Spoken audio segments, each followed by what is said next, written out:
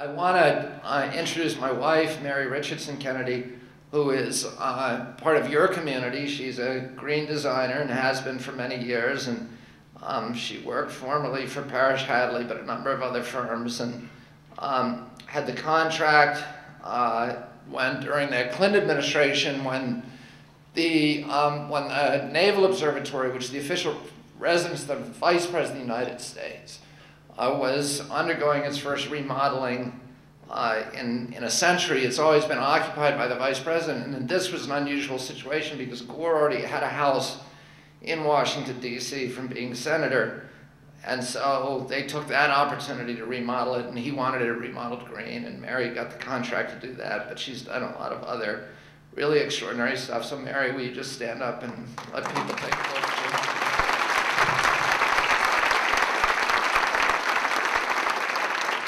Anyway, I want to talk about, kind of those broad issues of the environment, and also talk about and an overarching issue of how democracy and our environment are intertwined, and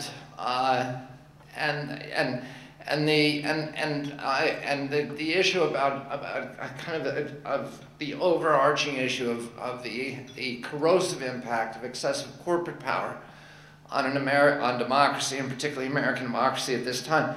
And I want to start by saying this, that I've been disciplined over 24 years as an environmental advocate about being nonpartisan and bipartisan in my approach to these issues. I don't think there's any such thing as Republican children or Democratic children. I think the worst thing that could happen to the environment is if it becomes the province of a single political party, which is happening more and more these days, except here in California, where my cousin, Arnold Schwarzenegger, has distinguished himself as the best environmental governor in 50 states. And actually, he, whatever you think about his other stuff, he is good on this issue, and he's had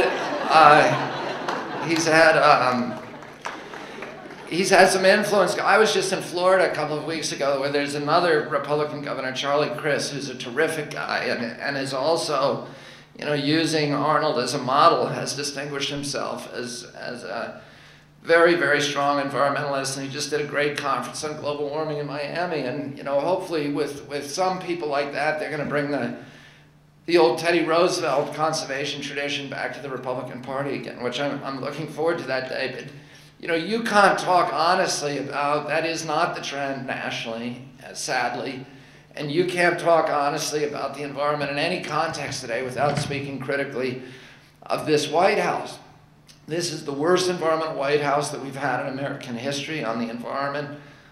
If you look at NRDC's website, the Natural Resource Defense Council, which is one of the groups that I work for, you'll see a list there of over 400 major environmental rollbacks that have been promoted or implemented by this president over the past 7 years as part of a deliberate, concerted effort to eviscerate 30 years of environmental law.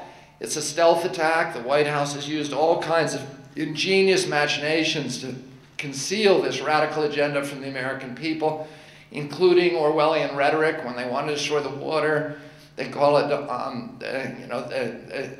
the Healthy Water Act. When they want to destroy the forest, they call it the Healthy Forest Act. When they want to destroy the air, they call it the Clear Skies Bill. But most insidiously, they've put polluters in charge of virtually all the agencies that are supposed to be protecting Americans from pollution.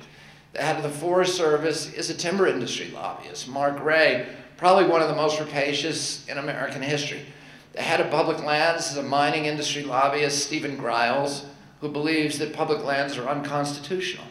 The head of the air division at EPA is a utility lobbyist, Jeffrey Homestead, who in his prior career represented nothing but the worst air polluters, utility air polluters in our country. The head of Superfund is a woman whose last job was teaching corporate polluters how to evade Superfund. The second in command of EPA is a Monsanto lobbyist. And if you look, I did a piece a month ago for Vanity Fair magazine where I went through the top 100 environmental officials in this administration, the Department of Commerce, which regulates fisheries, Department of Agriculture, and Department of Energy, Department of Interior, the EPA, the FDA, and even the relevant divisions of the Justice Department. And virtually without exception, these were men and women who were lobbyists or representatives of the worst of the worst of the worst polluters in our country. And in each industry, you know, you have good actors. There's polluting industries like the oil industry, but there's very good actors within that industry. Companies like BP or Shell or Hess Oil, and then there's the bad guys too, the Exxons and the Texacos, and invariably, these people come from the worst of those industries, the bottom feeders. And there's nothing, the president's chief environmental advisor, until recently, was a man named Philip Cooney. And the New York Times did a piece on him that forced his resignation. Philip Cooney was the head of the Council on Environmental Quality. His office is in the White House next to the Oval Office. His job purportedly is to advise the president on the environmental impacts of every decision he makes. Philip Cooney's last job was chief lobbyist for the American Petroleum Institute.